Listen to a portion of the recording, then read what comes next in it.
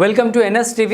నేను రాజీవ్. ముందుగా హెడ్లైన్స్ చూద్దాం. ఆత్మగౌరవ నినాదంతో పుట్టి తెలుగు ప్రజల జీవితాల్లో వెలుగులు నింపిన పార్టీ తెలుగుదేశం పార్టీ అని కొత్తపేట ఎమ్మెల్యే బండారు సత్యానందరావు అన్నారు. తెలుగుదేశం పార్టీ 44వ ఆవిర్భావ దినోత్సవాన్ని పురస్కరించుకొని కొత్తపేట బస్టాండ్ సెంటర్ మరియు రావులపాలెం క్యాంపు కార్యాలయం వద్ద జరిగిన సమావేశంలో సత్యానందరావు, ఆకుల రామకృష్ణ, కేసీ సత్యనారాయణ రెడ్డి పాల్గొన్నారు. కొత్తపేట బస్టాండ్ సెంటర్లో నందమూరి తారక రామారావు విగ్రహానికి పూలమాలలు వేసి నివాళులర్పించారు. అలాగే రావులపాలెం క్యాంపు కార్యాలయం వద్ద పార్టీ జెండాను ఆవిష్కరించి కేక్ కట్ చేసి స్వీట్స్ పంచారు.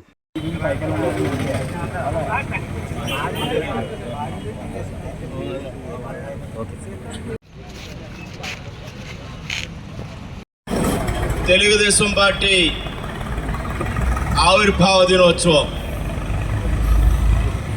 తెలుగుదేశం పార్టీని స్థాపించి 43 వసంతాలు పూర్తి చేసుకుని 44వ వసంతంలోకి అడుగు పెడుతున్నటువంటి శుభ సందర్భంలో ఒక్కసారి తెలుగుదేశం పార్టీ ఆవిర్భావం నుంచి ఆనాడు తెలుగు ప్రజలందరూ కూడా అన్నగా భావించే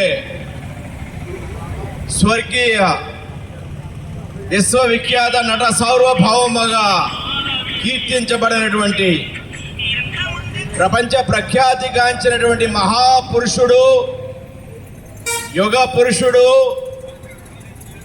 గొప్ప మహనీయ వ్యక్తి శ్రీ నందమూరి తారక రామారావు గారు ఆనాడు 1982 మార్చి 29న తెలుగుదేశం పార్టీని స్థాపించి అనతి కాలంలో 9 నెలల్లోనే అధికారంలోకి వచ్చి ఉమ్మడి ఆంధ్రప్రదేశ్లో ఆనాడు ఒక చెరగని ముద్రని, పెను సంచలనాన్ని సృష్టించి పెను మార్పులు రాష్ట్ర వ్యాప్తంగా రాజకీయాలనే కుదుపు వేసి సామాన్య మానవుల్ని ప్రజాస్వామ్య జీవితంలోకి ఉన్నతమైన స్థానాల్లోకి తీసుకొచ్చి రాష్ట్రాలలో ఉన్న ప్రజానీకానికి సమాజమే దేవాలయం, పేద ప్రజలే దేవుళ్ళు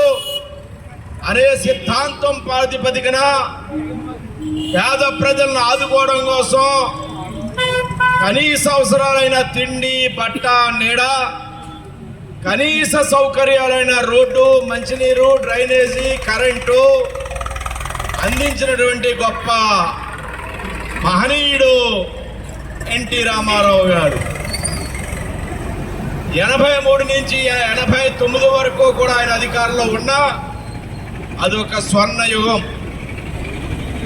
ఆ 7 సంవత్సరాల కాలం రాష్ట్ర ప్రజానీకానికి నేటికి కూడా మార్గదర్శకంగా ఉన్నాయి. ఆనాడు ఆయన తీసుకొచ్చినటువంటి పరిపాలనాపరమైన మార్పులు,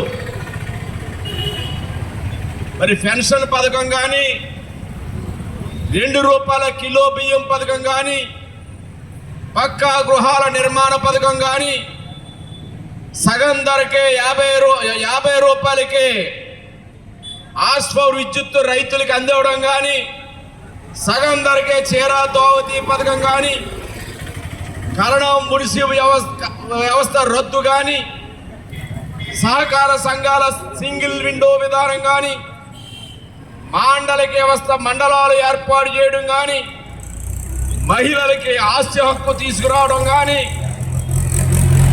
అనేక కార్యక్రమాలు, దేవుడిచ్చిన భూమికి పండాని భూమి శిస్తు రద్దు చేయడం కానీ, విప్లవాత్మకమైనటువంటి మార్పులు ఆనాడు ఎన్టీ రామారావు గారు శ్రీకారం చుట్టారు.